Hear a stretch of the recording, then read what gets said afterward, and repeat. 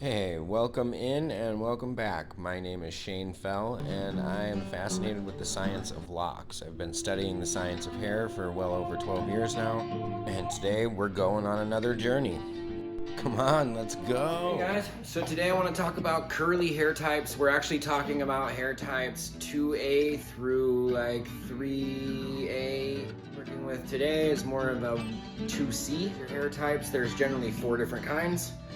4 different hair types. Go straight, then you go into wavy, and you go into curly, and you go into coil. Typically, when I'm speaking of crochet, I'm speaking of anywhere from 1 to about 3A, maybe 3B. Generally won't use crochet with the others unless we're doing extensions.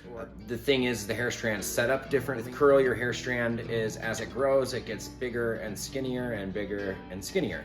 As that happens, that creates more of your curl and your coil, right? As well as in conjunction with the way that your hair follicle grows, which typically if your hair is straight, it's gonna grow straight up out of your scalp. If your hair is more curly, it's gonna be more sideways. Like your coiled hairs are really sideways and they come out and they coil around and around and around as they come out. Your curlier hair is a little less, not quite as exaggerated of a tip of your follicle, but the follicle's still tipped, it'll come out and then it'll curl, right? And so those set up in a manner are gonna create that curl, and that's where we get to see when we shake this hair up in front of us. As you see I'm shaking the hair up, you can see that you can shake it and see the curl. Now her hair type is more of a 2C, might even be more of a 3A. She's freshly washed with no conditioner, so it's more fluffy. Really see it when you shake it. You can see at the bases, if you look up towards the base of the scalp and where the hair is growing out, you can shake and see where that each curl wants to be. So I would grab each wave and each curl and separate those out and typically put them together in that manner.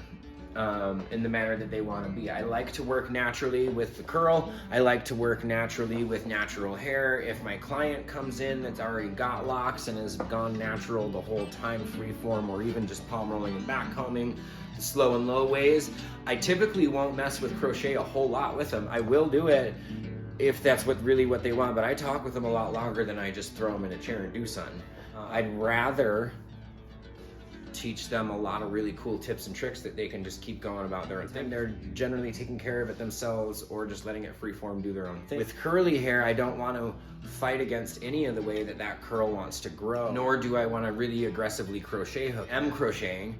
I'm doing very little passes with the most impact, which when I take my crochet hook, you can see I do this thing called monkey paw, and I twist my crochet hook. So I'm actually weaving when I'm doing it. I'm not just in and outing with my crochet hook. I get in there and I weave around that hair, around that lock, and weave those loose hairs in where they want to be in, without really doing a whole lot more than that, tightening up the lock or changing the shape of the lock. I don't always stay on the outside, but you'll see when I come down the big bubbles and the bobbles, I'll stay on the outside a little more. I won't stop crocheting until I get to where that bulb or bubble and bobble skinnies back out again. Where it skinnies out, that's where I'll leave the crochet, because then that leaves the hair nice and tight to the lock still, or even if you're at the very bottom, nice and tight to the tip still, right? But elsewise, we still, if it was in the middle of the lock, I want at the end of that bubble to where I stop, so that hair, any loose hairs are gonna stay closer to that lock.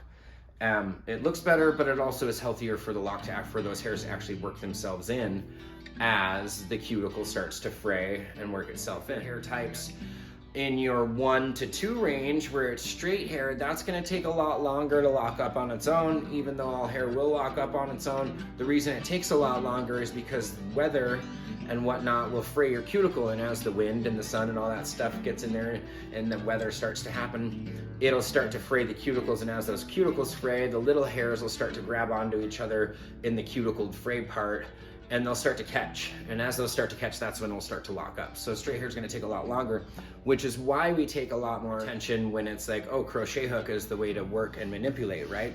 In that, I wanna make sure that my natural clients and my curly haired clients, their hair is gonna grow in that manner already. It already has a spiral to it. You can see I can lift it up and find that spiral, and it'll show which way that lock wants to go, and then you wrap the hair around that lock and you loosely crochet around in there. Now, not super loose, but also not super tight. You want to keep the flow of that lock happening the way it wants to. This is generally how I treat things. I work with the canvas that's in front of me, and I'll continue to work with that canvas that's in front of me. If sitting with somebody right where they are is what's important, as well as where their hair is. If you walk in and your hair shows me where it wants to be, I'm gonna want to work with that more. So curly or wavy hair, generally the hair follicles, there's a few of them happening in the same way, and it'll show you. With curly hair, if you start changing where those natural ones are that are all lined up, and you kind of shake it up, and if you try to go into another one that's going completely opposite, the base of that lock's gonna constantly be splitting from itself. Wild wavy, their curls pop out more with them. With these locks, it suits them more, and so I like to fashion it in a manner that's going to suit these clients. And so you'll see that I just leave it kind of light, a nice lighter crochet for the next time. It will all do its own beautiful thing. Every once in a while you'll see me go down the length of it. Bubbles and bobbles, and this one's not very big, but whatever. If I wanted to work that, I can work it dry, right? But if I get this wet and my lock is wet and I work that lock and I work that bubble and I come in and I palm roll and make that nice Play-Doh snake under my hands and I get that rope where I want it and I leave it dry, it's gonna set in that manner because the hydrogen bond was broken with the water and then it resets as it dries. It's just like a shampoo set with curlers, right? You shampoo set, put them in wet, go to sleep, wake up with curlers in your hair, boom, you got curly hair. You can also curl your locks this way with little, with your little perm rods that go together. They're cute. I do it. I'll show you sometime. You're gonna palm roll damp. It's gonna dry. It's gonna dry in that fashion. The next time you palm roll dry, it's already there. So you're palm rolling all that dry then between shampoos. Next time you shampoo, it's at the point where you have left it and you've gotten it wet again.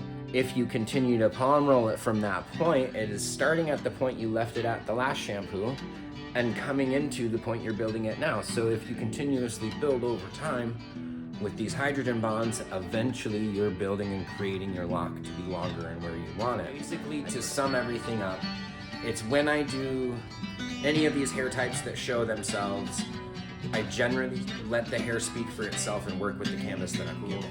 I'll catch you guys later, eh? Yeah, so feel free to swing through anytime you see the lights on. This is Loc Dr. Fell, and I'm signing out.